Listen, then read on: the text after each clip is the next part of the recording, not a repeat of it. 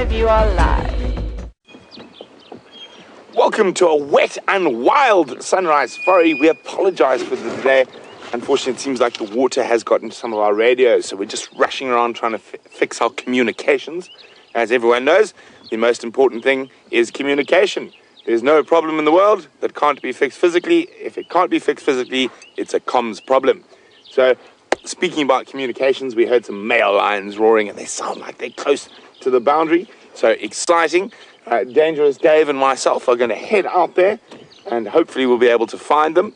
And we have Geraldine and Louise in final control. And unfortunately, again, for the majority of the drive, you will be with one vehicle, as the other vehicle's busy filming promotional material. But I'm excited to have you with me, so let's get going. Hopefully the rain stays away, and we can find some lions. And a lovely little bit of respite from the heat. The weather is about 20 degrees Celsius, 69 Fahrenheit, and as you can see, all the impala around us are literally jumping for joy almost when we drive past them. So I'm just going to turn off the lights. We don't want to blind the poor beasties.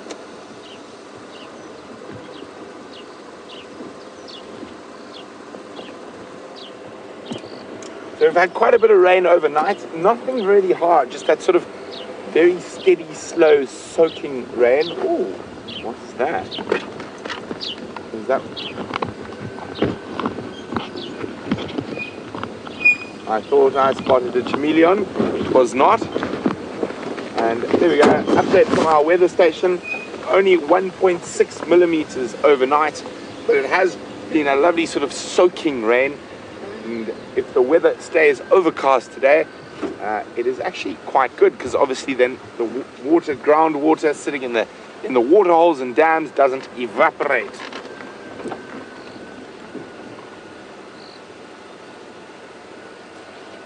We have a lone wildly beast. We're not going to put the lights on, shame. You might get a bit confused. But if we have a look, you can see we are completely there he is. Hello, mister.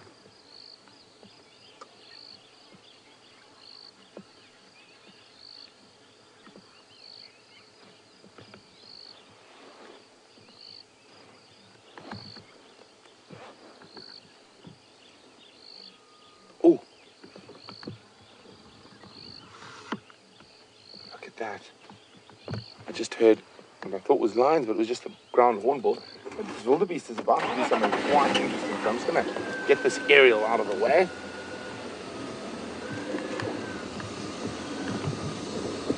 Throw a little bit of side light on him.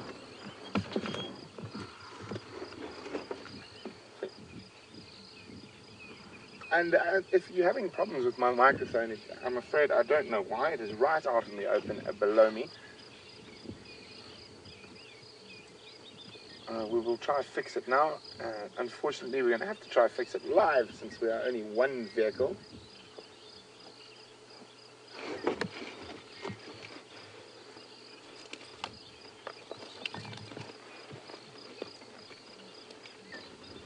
Okay, I don't think no one can hear me. Let me try to fix it. Well, sorry guys, I'm just going to have to speak. There's perfect levels on my microphone. I'm not sure why you can't hear me. My microphone is out in the open.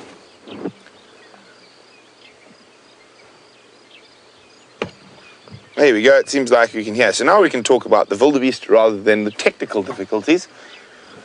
And we just saw him dig up a nice little spot there.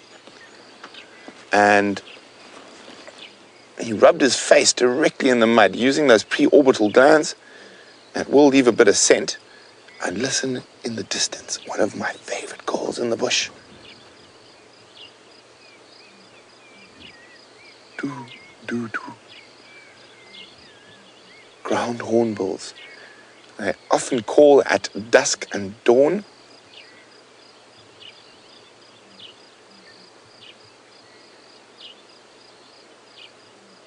And there we go, we've got the male wildebeest who's protecting and patrolling the short grass areas around quarantine, in the hope that when the rutting season comes and it's time to mate, the ladies will choose his patch of greenery to spend some time in, enabling him to pass on his genetic code.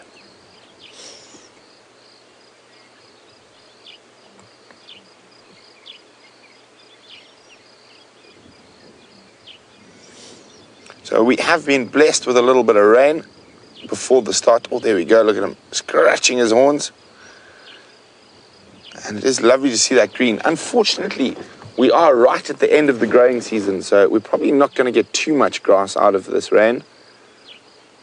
And even though we have had a fair bit of rain, it in no means is going to stop the dry period that's coming. But for now, let's just be happy, because the animals are happy that they've got some greenery around. Okay, so we're going to continue to head off towards where we heard those lions.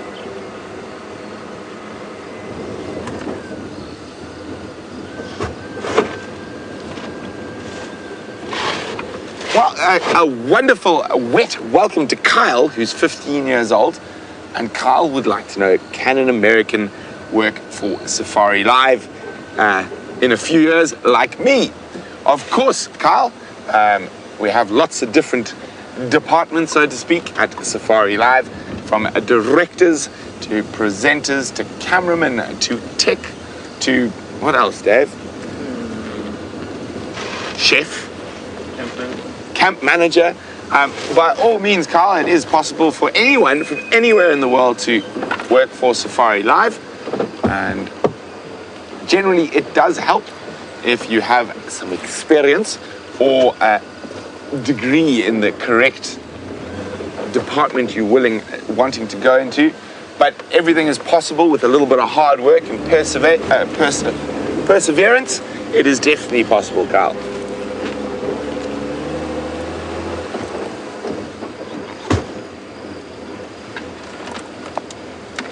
Get rid of that. Don't need the spotlight anymore. It should be light enough. So what we're going to do, there's the Gari Dam. As you can see, even with the rain already, it's dropping quite quickly. The thirsty soil is sucking up the moisture. So you can see those dark patches closest to us. There was water there 2 or 3 days ago, and it's already dropped down.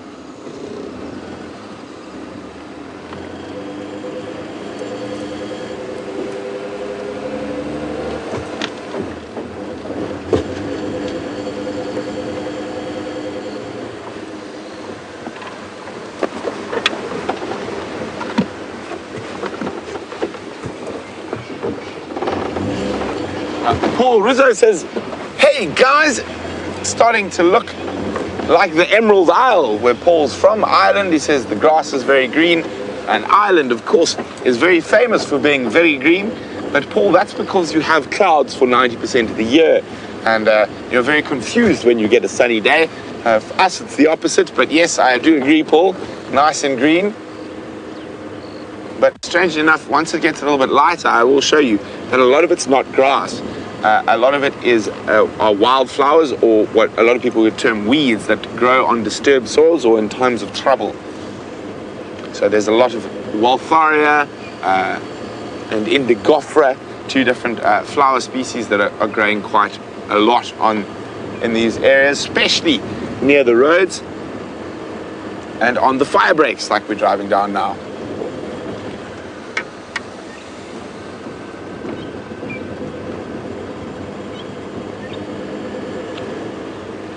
I'm having unfortunately having a bit of a problem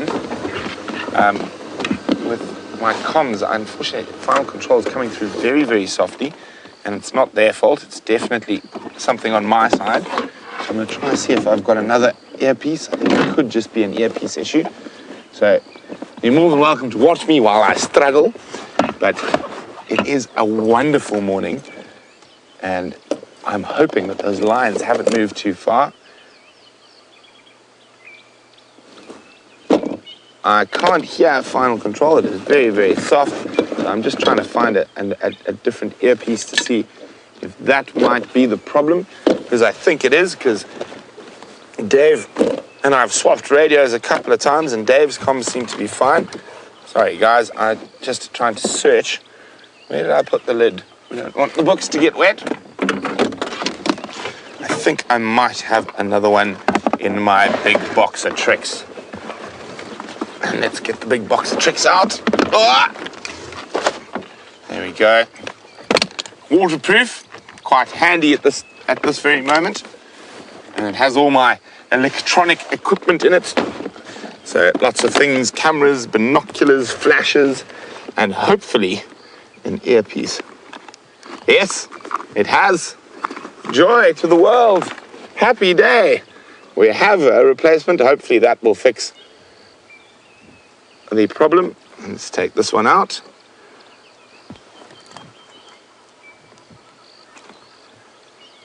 So we have been quite wet for a while, and that's probably why we are experiencing some of these issues. And I know our tech department will be right on it as soon as we're finished with the Sunrise Safari. If they're not, I shall put a scorpion in their bed. Okay, let's try now. Oh dear. Oh, there it is. Let's take that one out.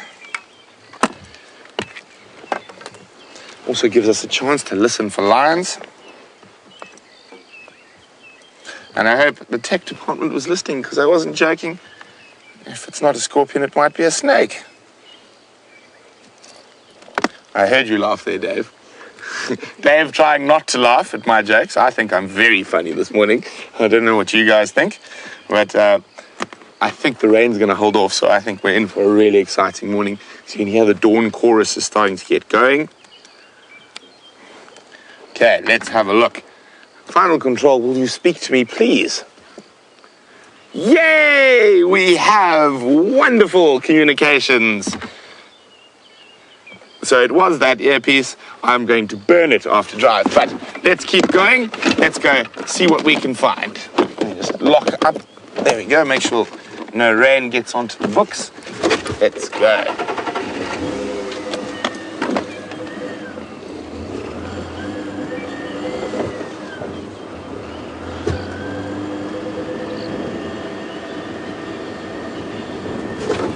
So James, Richard and Katrina are wondering about my camera trap. They're wondering if I got anything good. I said if I got anything good, I would share it. The only thing we got was the bottom of a civet disappearing down the road. So unfortunately, nothing too good. Lots of impala, lots of people on game drive. So last night I actually set it up again. This time I actually set it up right at the entrance to our house to see what nocturnal visitors come visit around our camp. And I think this time I'm going to leave it up for 4 or 5 days, give it a chance to actually catch some stuff. And I'm hoping we'll see something very interesting. And the main reason I'm quite careful where I put my camera trap up at the moment is because I haven't had the opportunity to hyena-proof it yet. So I'm waiting for Opar, who is an expert welder, and also the guy who fixes our cars, to get back from leave. And I'm just going to get him to weld a little steel box and with a chain on it. So the main reason for that is the camera lens and whatnot will be it'll stop the hyenas being able to chew it. I lost 3 camera traps to hyenas, and it's quite an expensive process letting hyenas chew your camera traps.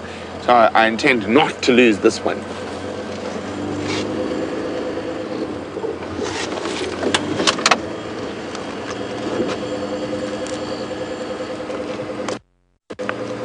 And one would think you would get some good footage of the hyenas destroying those camera traps.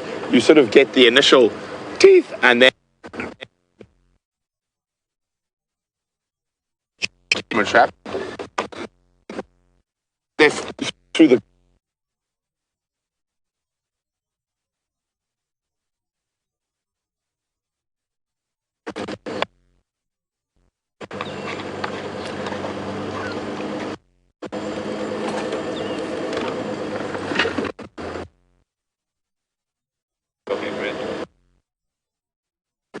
So, lions calling. signal up.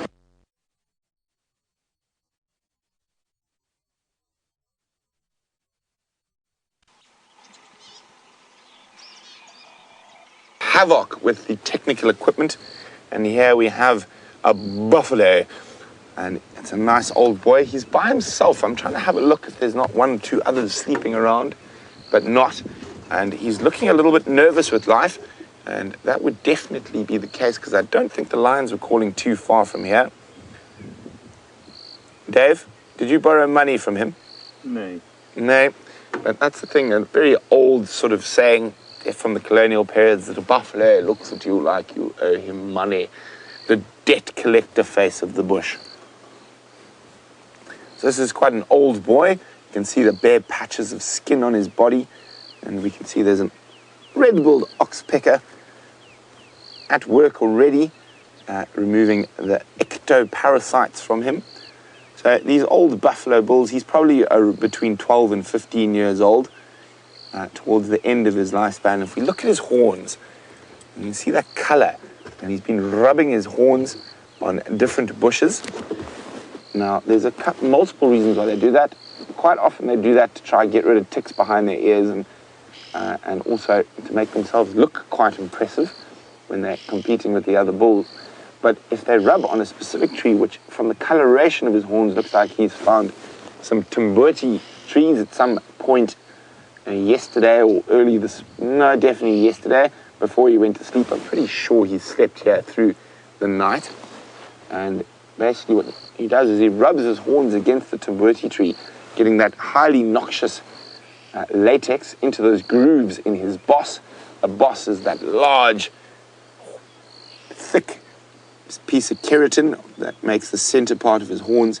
And basically by having that noxious sap on his horns, it acts as a natural fly repellent and tick repellent.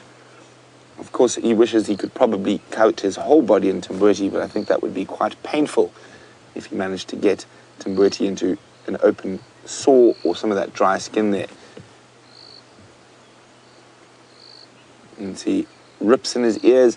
You can see his hips are showing quite a lot. So he's not in the best condition, and you can see the whole host of buzzing insects that are flying around his large mass.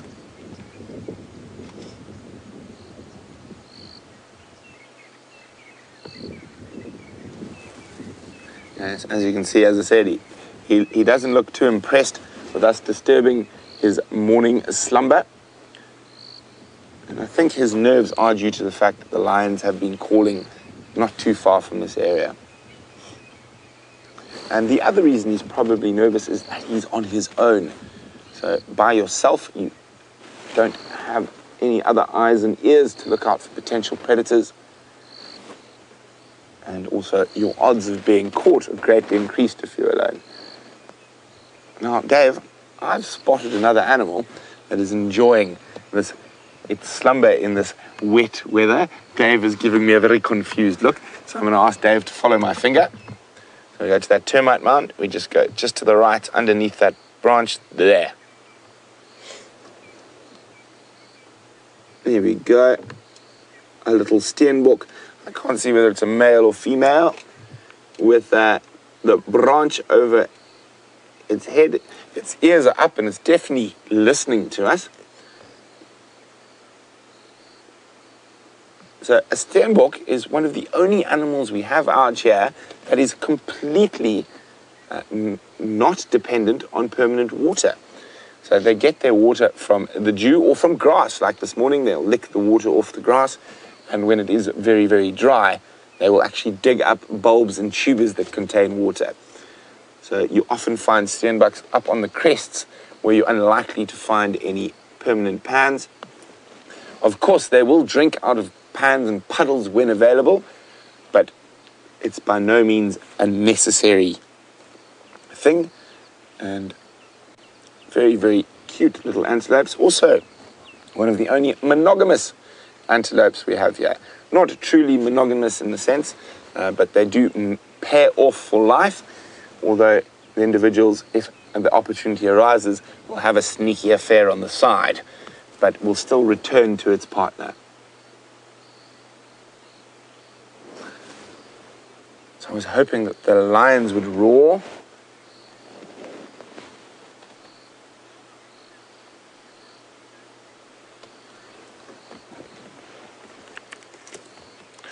So I just want to check up along the straight road. Oh, somehow I've managed to.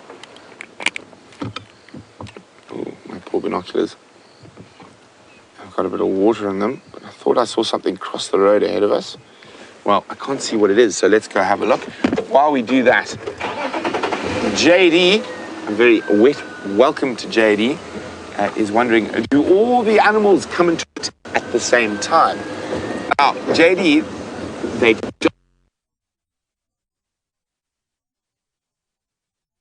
do have a peak at this time of the year.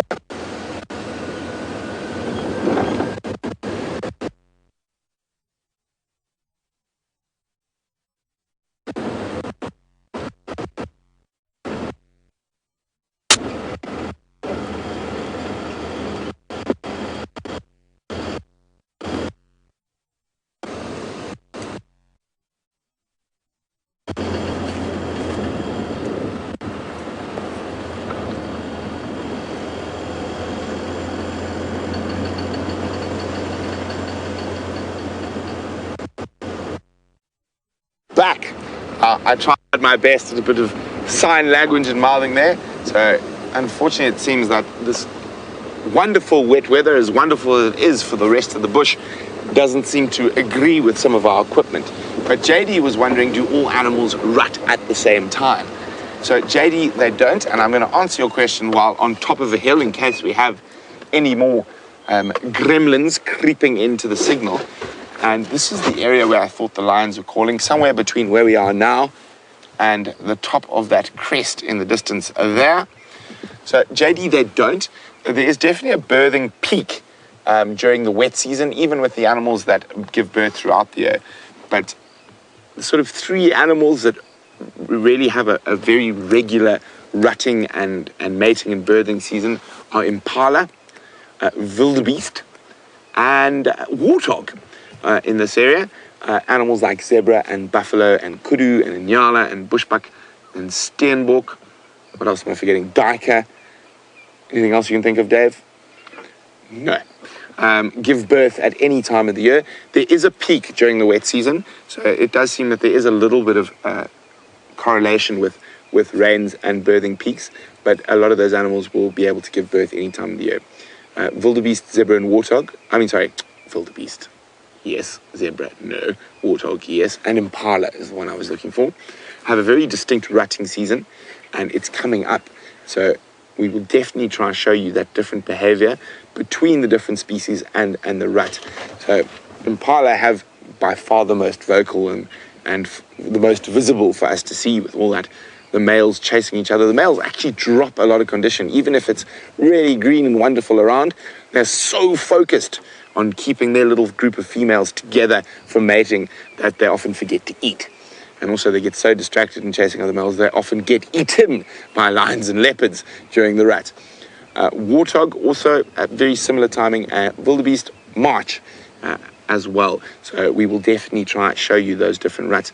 I think wildebeest, more than March. We had really interesting behavior with wildebeest rutting, and hopefully we'll be able to capture even more interesting behavior this year. And that's the wonderful thing about being out here every day and being live. We actually get to follow the different cycles in the bush on a daily basis. And that is one of the things that really excites me about Safari Live. The other thing is that it's completely true. We don't cut together the best moments of every sighting. We're actually seeing nature as it unfolds in real time and in a real way. So quite often a lot of documentaries show all the kills, all the fights, all the time. And obviously that's not what happens out here. So it's wonderful to be able to share real life in the African bush with you. So I have to, unfortunately, go through a dip here, but hopefully we'll find some lions on the other side of it. So I do apologize if the gremlins invade as we go on this undulating terrain. After we've had a good look for the lions, if if they're not here, I will try my best to stay in areas where we're not going to have any gremlins.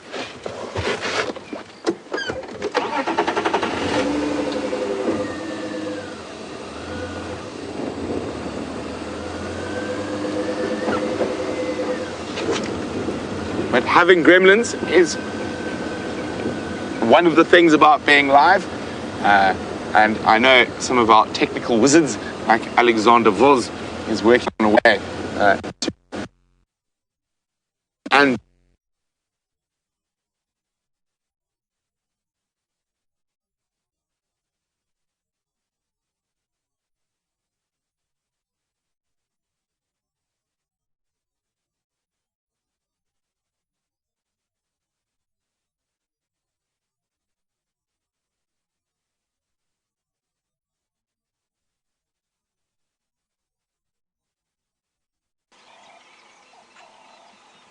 my prediction proved true as we descended into what I think a void is a strong word to describe lose signal. And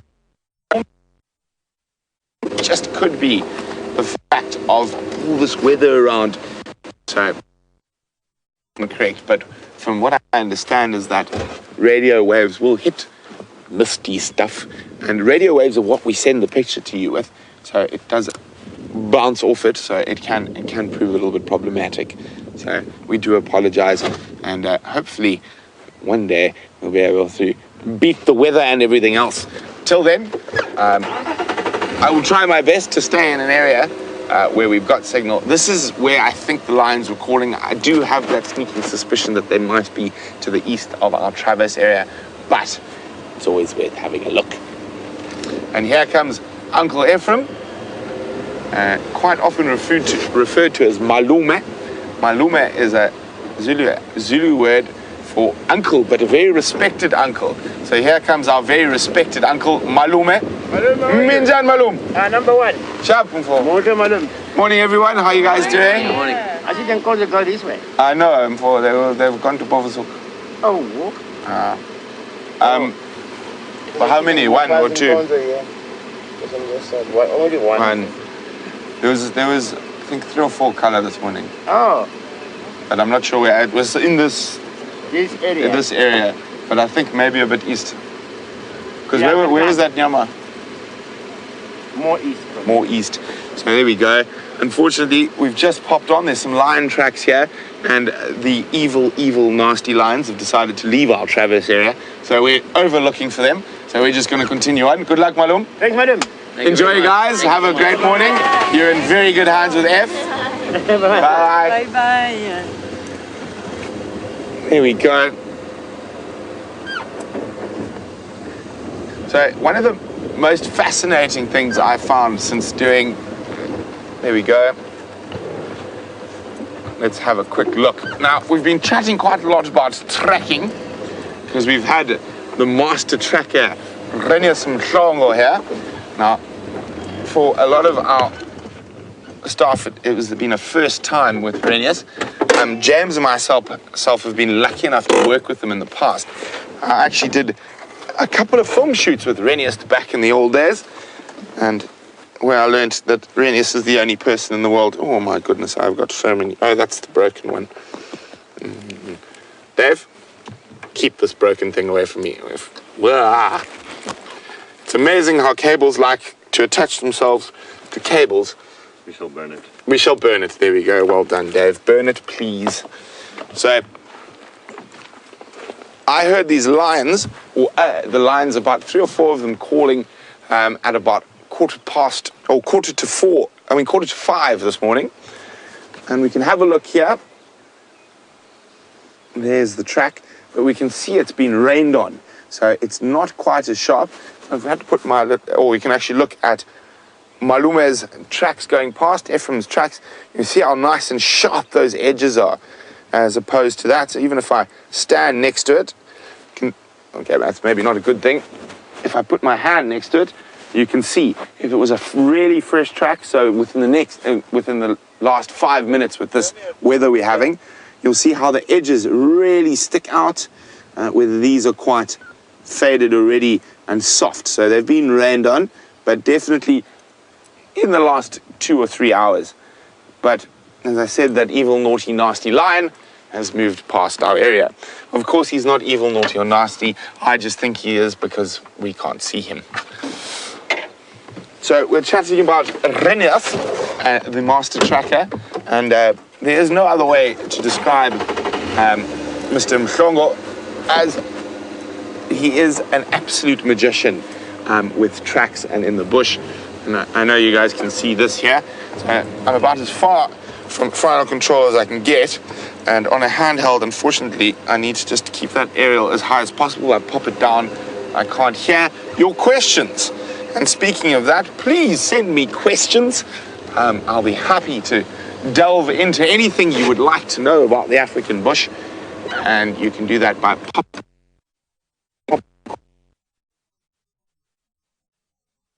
just use the hashtag SafariLive on Twitter.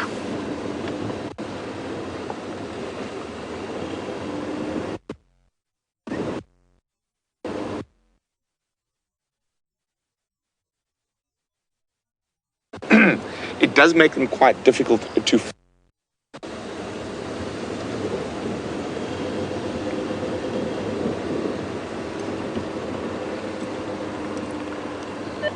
James. Tracks of those lines cross north at Cheetah Cutline Junction, Bofusuk, Gari Cutline.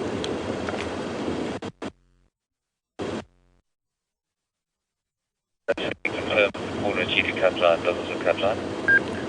Hey, firm. Go with that towards your route from there. I'm going to do Cheetah Cutline and then probably head towards the western sectors. I might do a little swing past Twin Dam, see if possibly those sticks came further north. Okay, copy that. So guys, just catching up with Commander Bond out on the promo shoot. Of course, whenever you plan such things as a promotional shoot, the weather decides to disagree with you. But that is life. And of course, all of us at the Safari Live team make the best of whatever weather we are facing. It's a nice thing about working with proper bush people who like it, whether it's hot, whether it's rainy, whether it's partly cloudy, or whether it's fully cloudy. So we enjoy being out here all the time, and that's why we do what we do.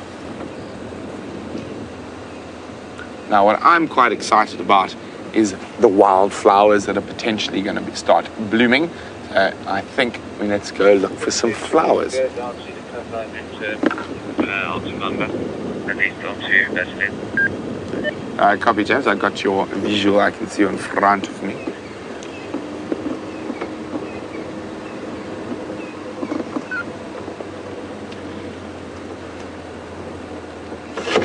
Now, the nice thing,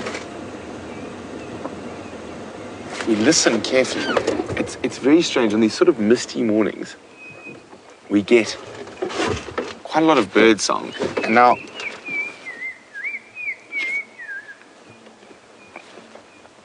one of my favorites. I'm not going to be able to see it, but it is one of the most beautiful calls that we get regularly in the early morning.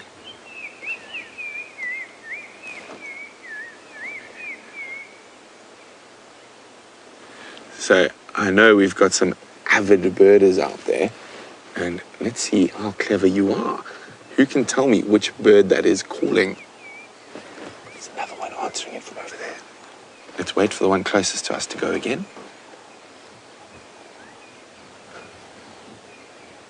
Dave's going to be wiping the screen so don't get a fright.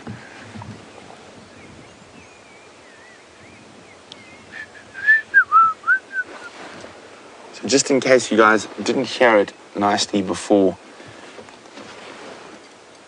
it flew off there, I will play you the call. I'm not going to let you see what bird it is just yet. You're going to have to tell me. And remember, you can do that by popping an email to questions@WildEarthTV or using the hashtag SafariLive on Twitter.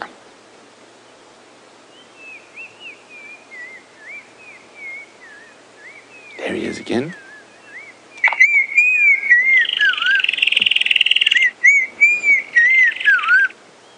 Such a beautiful call.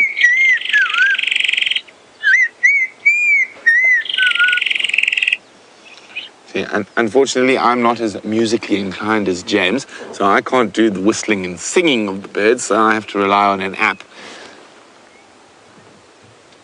Just... there they are again. Wonderful, fluid sound.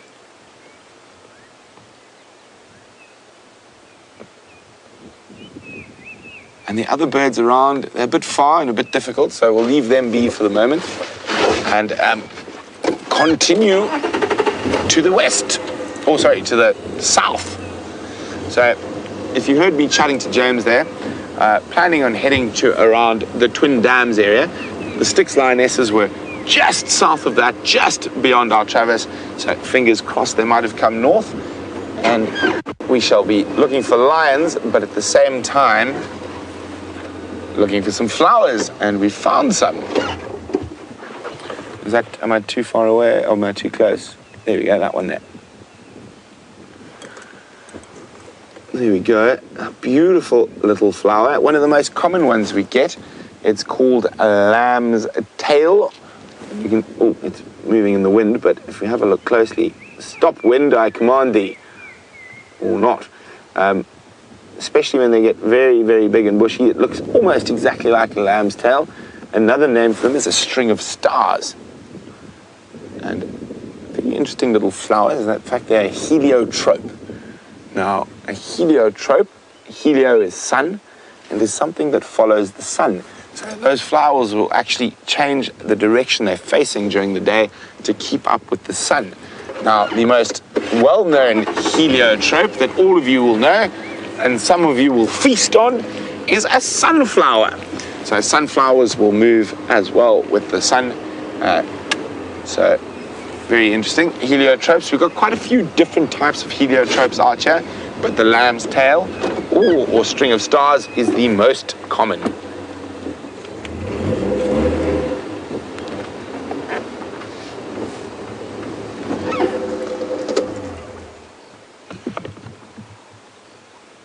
Go. And another flower, and that one is called a commelina. And I know a lot of our regulars would have heard us all talk about that. So a commelina is named after 3 Swedish botanists. They were all brothers, the Commelina brothers. And let me find my hand. So the 2 largest petals on either side there represent 2 of the brothers who made major botanical discoveries. And there's underneath, there's a completely almost see-through tiny little petal underneath, who's named after, which represents the 3rd brother who expired before he could do anything important. So the Commelina, very pretty. This one, it looks like a Bengal Commelina, Commelina bengalensis. So we get 3 types we see regularly here. 2 different types of blue Commelinas. This is the Bengal. The blue Commelina is sort of more sky blue than that pale blue that you've got there. And then there's a bright yellow one, which is aptly named the yellow Commelina.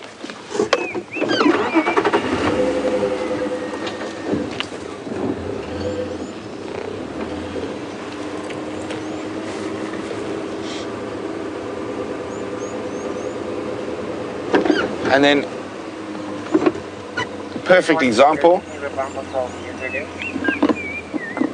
Oh, hang on. Oh no, false alarm. I thought I saw something very exciting, but it wasn't. It was a diker crossing the road at speed. But so we just saw the Bengal Commelina, and I was telling you the color difference between the Commelinas. If you look, there's a blue Commelina, and you can see it's a much deeper blue, or like brighter blue, should I say, rather. And it is more common than the Bengal Commelina. Oh, we can hear that mystery bird still singing away. So, B. Wilson is wondering, with the rain, will the plant roots be stronger for the upcoming dry season? So, B. Wilson, it's that they're stronger. So the big thing about the rain is that it changes the water table. So the surface water is, for the plants, is not actually important.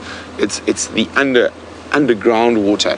So with rain like we've had, it increases the water table, which means the plants have a shallower access to water for the dry season. And so it will definitely help a lot. But you must remember, a lot of the plants out here, this is a semi-arid zone, will have very deep roots. So those roots go really, really deep to be able to survive the dry periods. And it's quite, whoa, I nearly fell out of the car. The door opened behind me. It's quite interesting. If I know a lot of you have seen when you take a chainsaw or a saw and you cut through a tree, and you can age it by the amount of rings they have. Now, if you go through a very dry period, the space between the rings is wider. So in really good years, wet years, those rings are really tightly packed. But in a dry year or a drought year, those rings become quite wide. So that's why counting the rings on a tree, it's a really good sort of general way to age a tree, but it's by no means exact.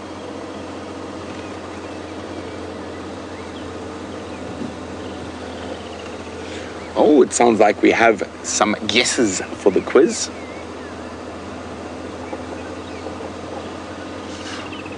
Oh, Marin and Alex have a white-browed scrub robin.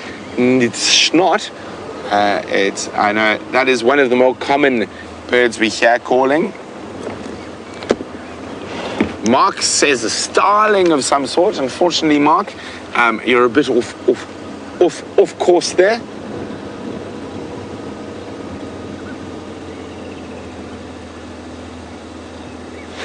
And Iggy says a black-headed oriole. So what we're actually going to do, we're going to go through the different calls, and I'm going to play them to you so you can understand why it's not what you guys think it is. So the first one was a robin. There we go, robin. And let's find the white-browed scrub robin and play his call for you. You can hear very different. Now, the problem with the white-browed scrub robin is it has multiple calls, and it is a very good mimic. This is the more common call that we hear. That's the one. So you can hear it's not quite as fluid and as liquid, and it's quite a lot more higher pitched.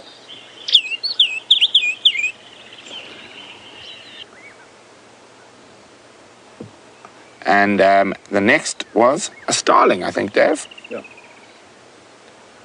Now, starlings are very, very pretty birds, but they've never been accused of having a good voice. So we'll play the different starlings we get here. And we'll start off with a birchwolf. So not very an attractive singer. Very attractive bird, but not an attractive singer. Very noisy. So you can see they don't have a nice fluid call that rolls into each other. It's quite a almost staccato, broken up call. Oh, that's enough of the starlings. And the last one was, do you remember, Dave? Oh, an oriole. Now, that does have a very pretty call, but also very different from what the one we're listening to. But we're getting to the right tone with an oriole.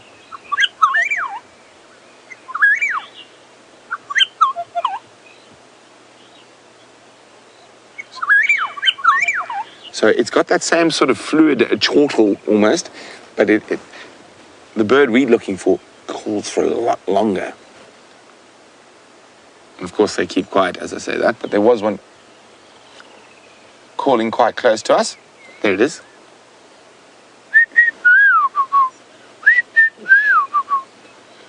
So we've got a few more guesses as we meander further down the eastern province.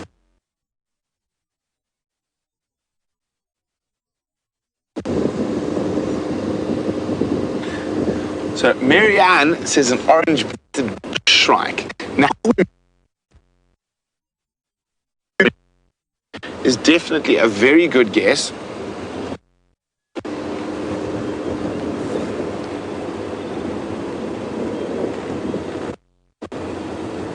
So Marianne said an orange-breasted bush shark, which is a very good answer. And they do have wonderful fluid calls. It's not, but that was a very good guess, Marianne. B. And we're looking for, there we go.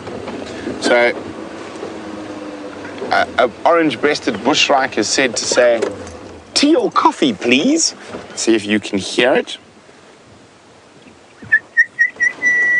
Not that call, it's got different calls. No, so you hear it? Tea or coffee, please? Tea or coffee, please? So, but we are definitely moving towards the right area with the bush shrikes. So the bird we're looking for is a shrike, but it doesn't have the word shrike in its name. But very good guess, man. You're getting closer with that wonderful call, and it is sort of semi in the same family.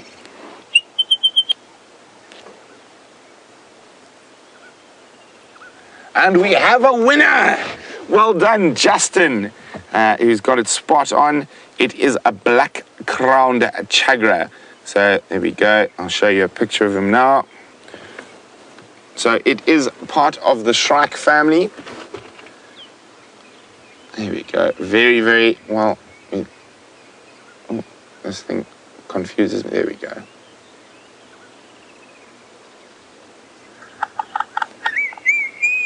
There it is.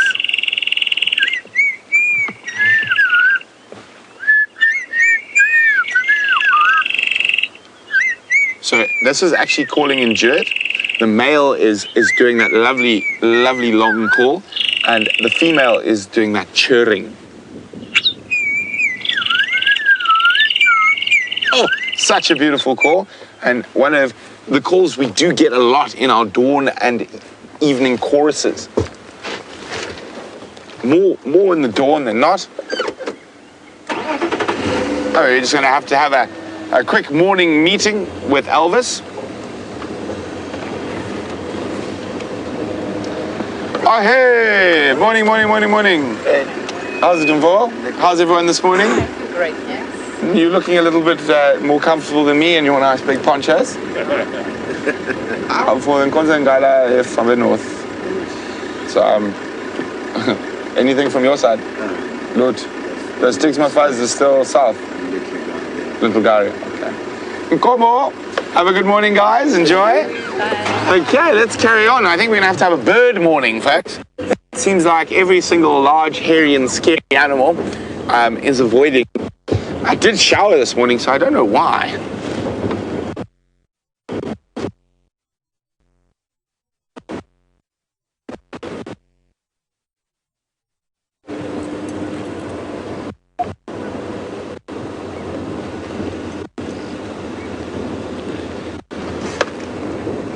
So, Top Equality on Twitter is asking me about some flowers and about the African violet and asking if we have them here. We do, and I'm looking carefully. This is actually quite a good area for them, but the problem is they're probably not going to be flowering just yet. So if I find one, it's definitely big, or not a big, but a little violet flower on it. But I can show you what it looks like.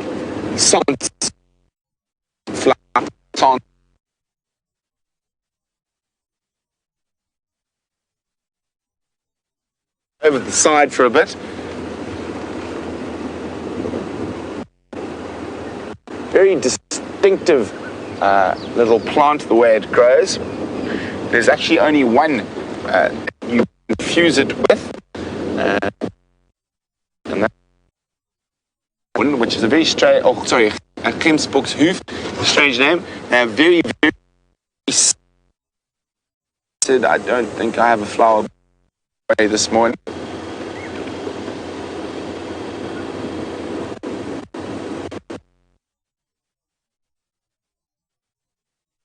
Irritating you. It is Dave's OCD is being irritated by the. Okay, so Dave's OCD was being irritated by the fact that my rain cover was not square. So long.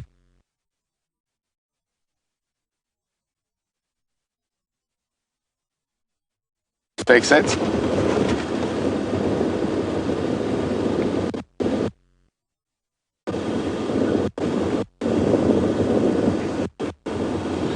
So we do apologize. The record was 3.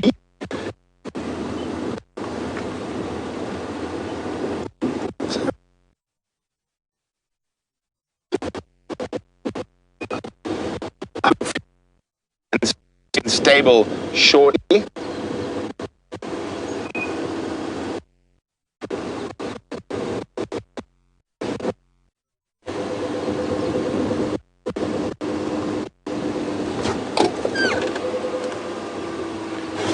So as we look at areas like this,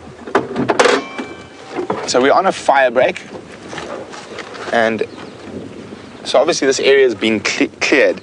I was hoping to spot an African violet. It's actually easier to spot them on foot, but we will try from the vehicle. So as I said, if we look at a lot of these areas, we're looking, and it looks really green. It looks like there's a lot of grass. But if we look a little bit closer, there's actually not much grass. So, I mean, even here,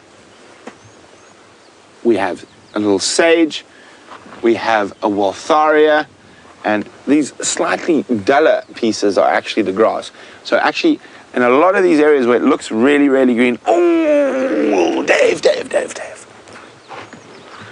We have a march. Now this is interesting. I want to see what they're up to here. So these are almost all soldiers. Can you see them? Ow! Wow! We got him. That is a monster. That is an absolute beast who bit me on the knee. So there's different sizes of soldiers. I am, unlike James, not silly enough to let it bite my flesh. I'd much rather let it bite a grass stalk. Although it seems like flesh, it prefers to bite flesh. A ravenous beast. But this is a particularly big soldier. So you can see a lot of the guys running around. There we go. Look at that. I'm going to put him on the dash. Oh, don't bite me. Now this guy will actually draw blood. So we have seen James let himself be bitten by these guys before. But a little bit smaller. Now, look at that. That is an absolute monster. I mean, look at that next to my finger. It's nearly the same size as it's bigger than my thumbnail.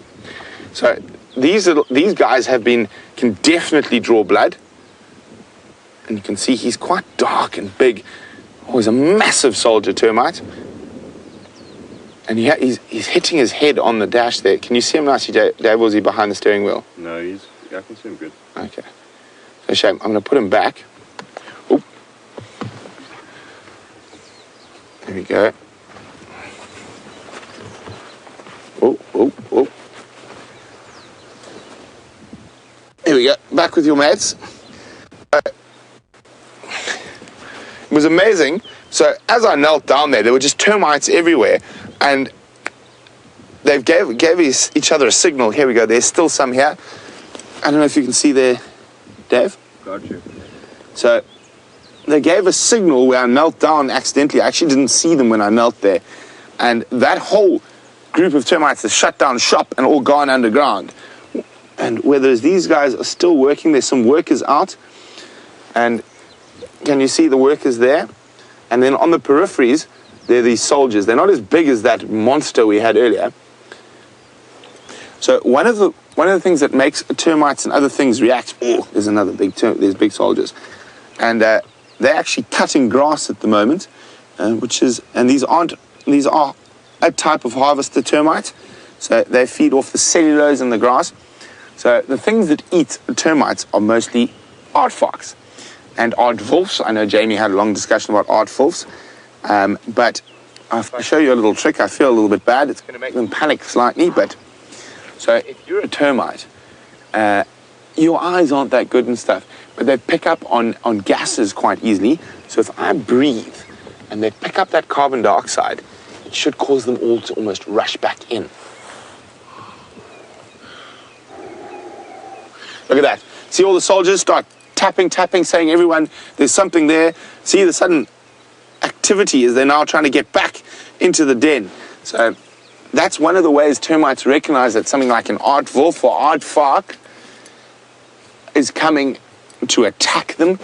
They pick up on the carbon dioxide as that animal comes down to breathe, and it causes them to rush underground. But Jamie, we won't harass the termites any longer.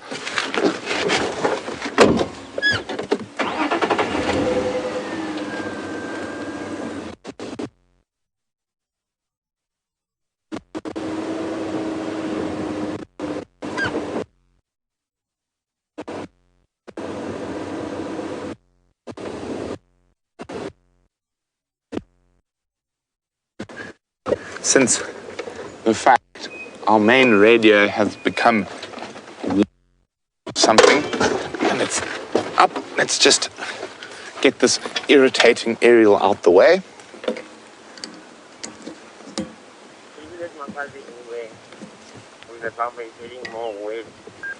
So there is a female leopard that was found in Buffalo's Hook yesterday, an unknown female leopard that no one knows who it is. I just heard Ephraim speaking about it now. Let's get this out of the way.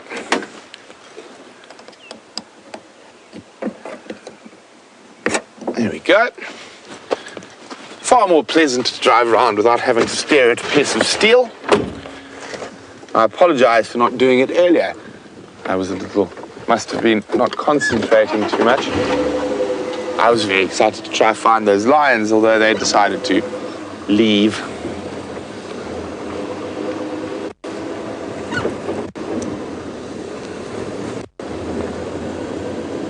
Ooh, the rain's getting a little bit harder.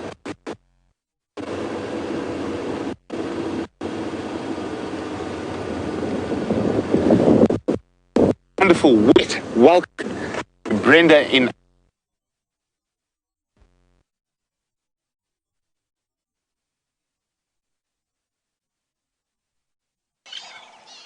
Fortunately, it seems that the far eastern reaches of Djuma are just beyond or being invaded by gremlins. So I do apologize. We are going to go black screen for a little bit as I try shoot to the west and get closer to the repeaters and the masts. We'll try to do it as fast as possible. So don't disappear. I still would love to have you on the back of the vehicle with me, but just get me a chance to get to an area where we've got a little bit more stable signal. So hopefully I'll be joining you again in about 5 minutes as I do a Ferrari safari in search of signal. Welcome back, folks. Dave and I now have a wonderful wind-blown hair. That's the Safari Live hair look for the day. Windswept is what I like to call it. So we've managed to speed off to the western sectors, and I've got a bit of an update. On my way through, I bumped into one of the guys from Arathusa, who let me know the Styx lionesses are still, unfortunately, to the south of us in almost the same spot they were left sleeping last night. So they're there, and then also the Nkahumas have been found with the Birmingham's very close to where we found that single lion track this morning, just to the north. Ooh, I see a big bird, Dave. Can't tell you what bird it is just yet in the dead tree coming up. Let's have a look from a distance before we try and get a bit closer. I think I have an idea.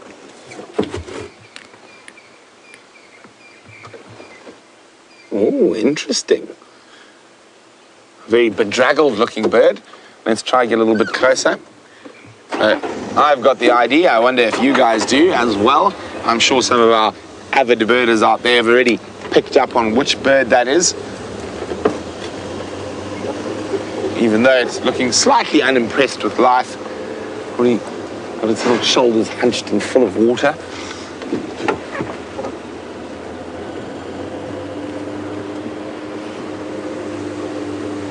Sneaky, sneaky, sneaky, sneaky. There we go. Hello, very unhappy looking Wahlberg's eagle.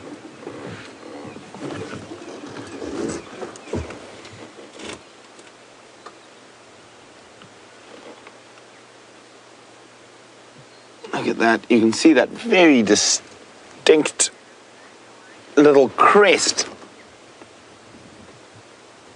And as I said, shoulders hunched. Probably, if you could get inside a Wahlberg's eagle's mind, he's thinking, sunshine, sunshine, sunshine, sunshine, sunshine, sunshine.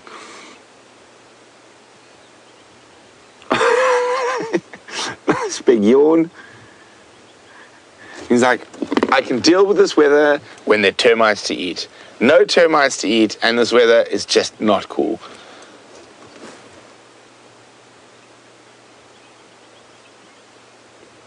You can see the rain's caused his little crest.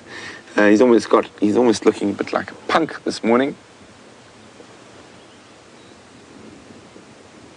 So it's a pale morph Wahlberg's eagle.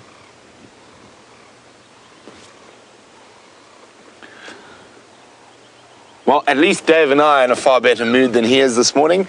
And one thing can say, maybe the gremlins have forced us to the west of the reserve because that's where there's going to be a leopard.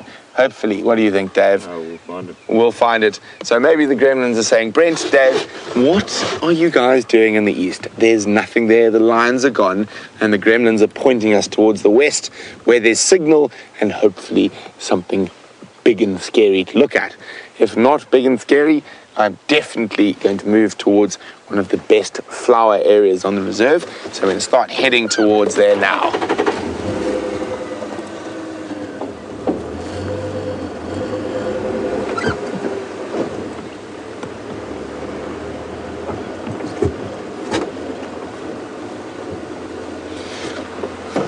So Jamie has mentioned a book that we purchased on our holiday called, I think if I remember correctly, the title is The Search for the Rarest Bird in the World. And I have delusions of grandeur, obviously, and I plan when we're planning to go to Ethiopia probably early next year. And one of the places we're going to go is the Nishivar Plains. And James Richards asking a little bit more about that book. It's in search of a nightjar that is only known from one wing that has ever been found, and that wing was found on the main side of the main road up there, and it's for a Nishivar's nightjar. So no other nightjar with that same wing has ever been found, and that was off roadkill. And many ornithologists have searched, and no one's found one yet. So hopefully we'll take Jamie and I, when we go to Ethiopia, we'll take a little bit of our luck with us, and we will find the full first specimen of a Nishivar's nightjar. So it is fascinating. In this day and age, if you move outside the creepy crawlies and frogs and hohos and things, there are very few new species discovered when it comes to birds and mammals and such forth. So be really exciting to even just look, even if we don't find, to go out and search the plains of Nishivar for that nightjar.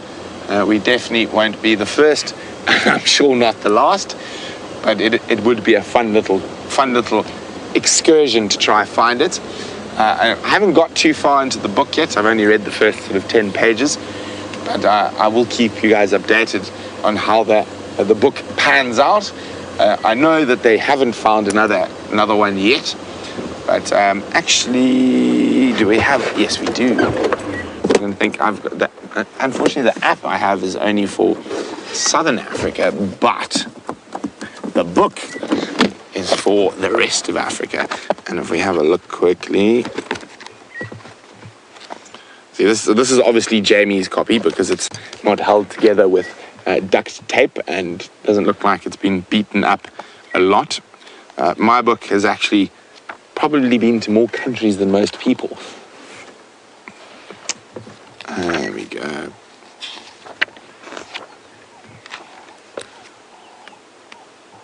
There we go. So, number 5. That is it.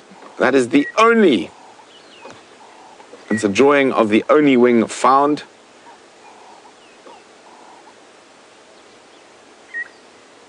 Very poorly known species, initially described from a wing retained from a roadkill specimen. Sex unknown on Nishivar Plains. Oh, so there we go, that's it.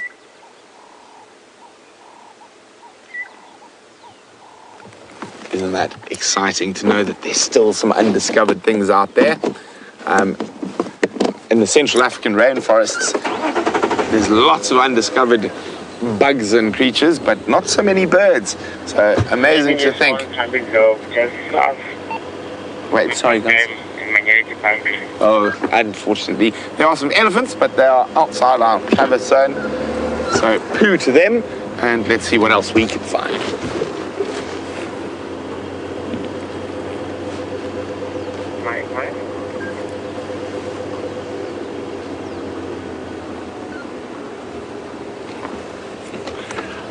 Well, Jeffrey in Texas is asking, do I have the call of the majestic swan on my app? And now, swans are not indigenous to Southern Africa, but in certain areas they have gone rogue and gone wild. So there is a possibility, highly unlikely, but we shall look.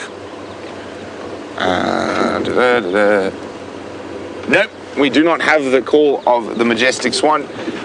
Although the majestic swan's call is somewhat like the lilac-breasted roller or Burchell starling, very pretty bird, but a horrific honking call.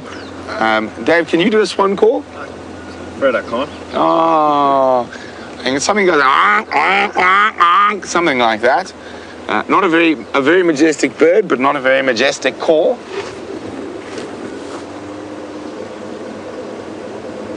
And it looks like the rain has lifted a little bit, and if we're oh no, we're not going to be quick enough. There was one tiny patch of blue sky, but then the cloud there came over and covered it.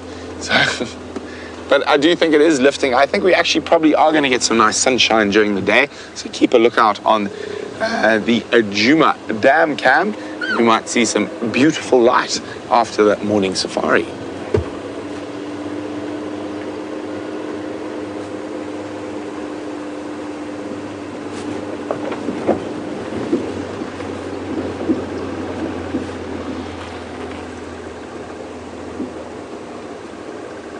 Now, we're going to stop just up ahead.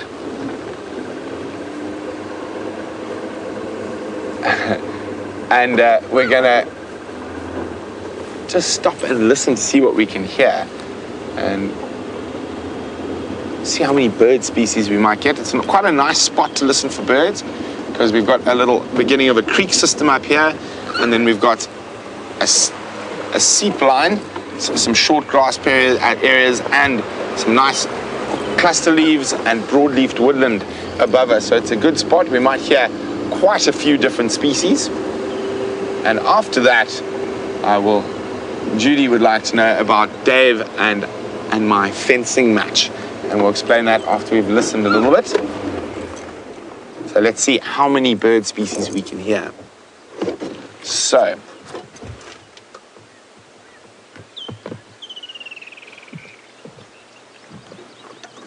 just going to wait for, there we go.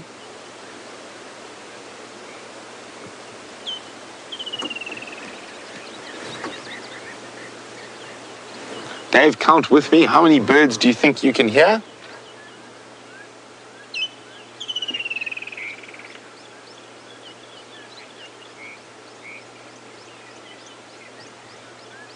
Three.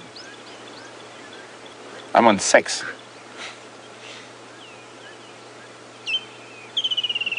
7. I can hear 7 different bird species. So, of course, the one that everyone will know there and the most prominent and easy to identify is that of the woodlands kingfisher. And then we have the canaries calling. You can hear some bee eaters flying overhead. You can hear a Birchall starling, black-headed oriole, brown-crowned chagra, and there was one lone squawk of a Warburg's eagle in the distance. So fascinating. I mean, actually, we probably could get to about 10 species. It is an amazing thing about these misty mornings. The birds absolutely love them. Obviously, not the Warburg's eagle, who looks very upset with life. He only loves this weather when there are termites to eat.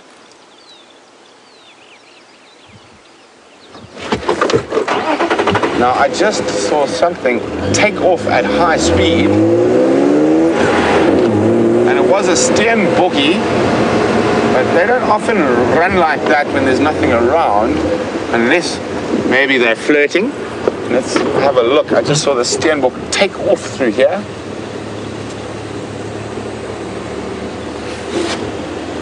Now, was it running for the joy of the morning, or did it see something that might eat it?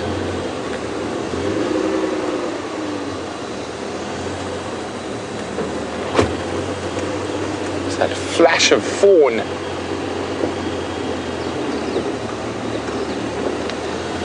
It's coming from there. It ran across here. I can't see it now.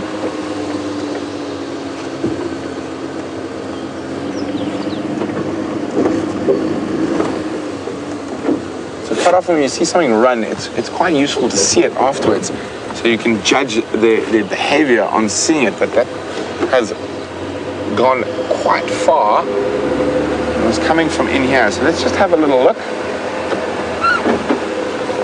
And I'll switch off.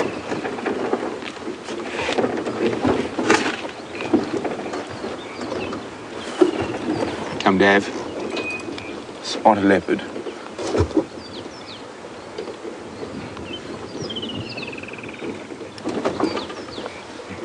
Yes, and a comment from Final Control. If Dave spotted a leopard, would I believe him?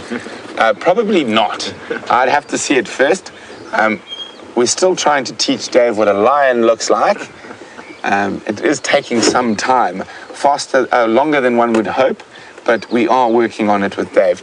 I'm quite convinced he saw a kudu chasing or running around with another kudu, or maybe even an impala chasing another impala, and he was convinced it was a lion. Upon inspecting the area, there was not a lion track at all. That's all alone. And Dave sticks to his story, which is very sweet.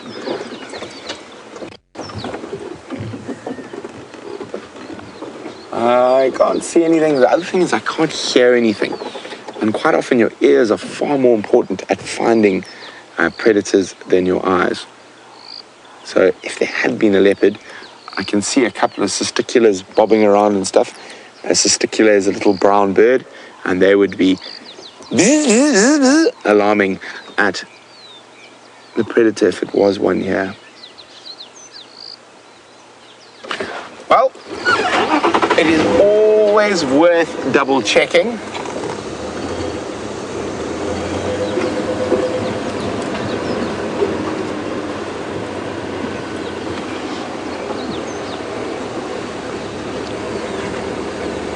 So Heidi ho to Danny in the Windy City, Chicago. Danny would like to know, which animal do we approach most cautiously in a vehicle and on foot? I would say for me it's probably both the same species, and it would be elephant that we see regularly. And just because they're so big, and we do get lots of elephants that move from areas where they're not used to cars or people. So it's always best when you see an elephant to stop a little bit further away, judge their body language before going in. And the same principle would apply on foot. Obviously, you'd have to be even more careful on foot.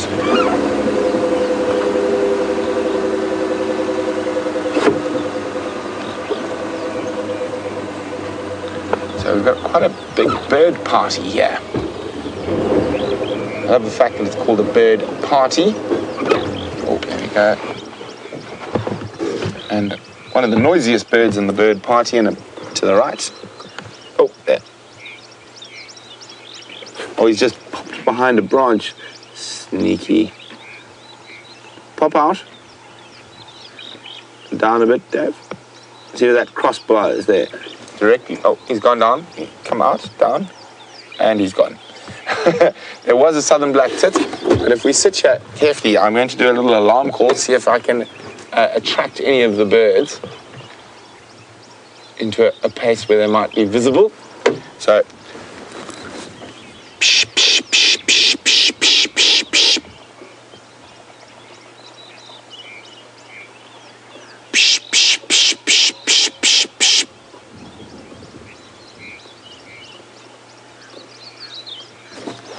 Okay, let's go out and there. Left, slightly. Yes, that little tree there. Oh, there we go. You can see the fluttering about there. There's the bird. Little chin spot batis. Oh, and off it goes. And closer, making lots of noise there. Behind that little branch. And you've got some arrow-marked babblers babbling away. Very well-named bird.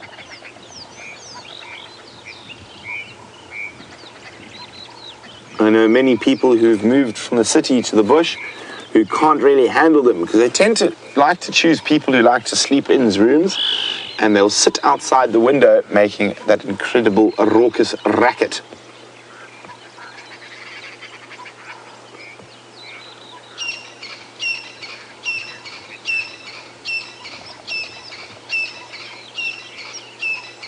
Oh, look there, there's another little bird, a little crombeck, a long-billed crombeck. Oh, gone. There you go, there's the arrow-marked babbler.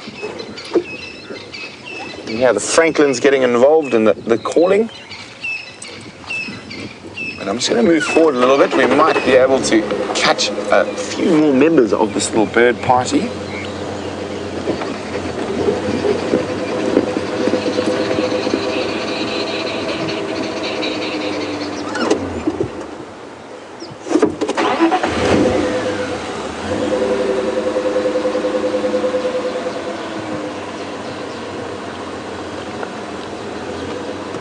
So Stephen is wondering if we get the clapper lark in our area.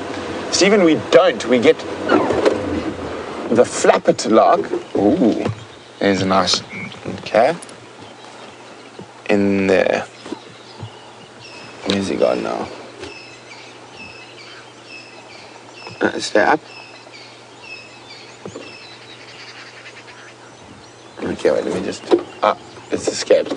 I think we'll find him again now. Stephen, I'll get your question in a second. We're just going to have a look at what's in front of us first. I don't seem to be playing along this morning.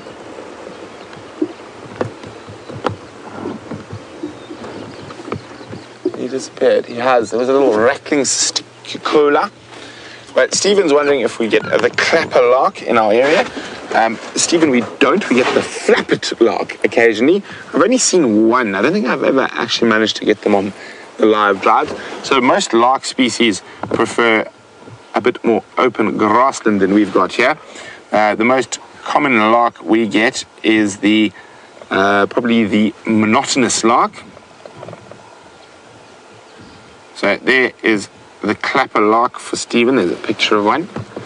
So they're not the most exciting looking of the birds, but the reason they're called, hopefully, I'm hoping, and listen now, a clap. Okay, so you hear that sounds like clapping. That's made by its wings when it flies. See if it does it again. So that is made by its wings. So that is the clapper lark. So we have a flappet lark here. And again, named because of the noise it can make with its wings. There we go. That's It's called wing clapping. So there we go. So we don't have the clapper, we have the flappet. But again, not a bird we see too often here. It prefers more open grass areas. Sorry, excuse me for a second while I remove my bigger jacket because it is getting a little bit warm. I need to take all the paraphernalia out, the microphones and what. Thanks, Dave, for not making me look silly while I try to remove all my clothing.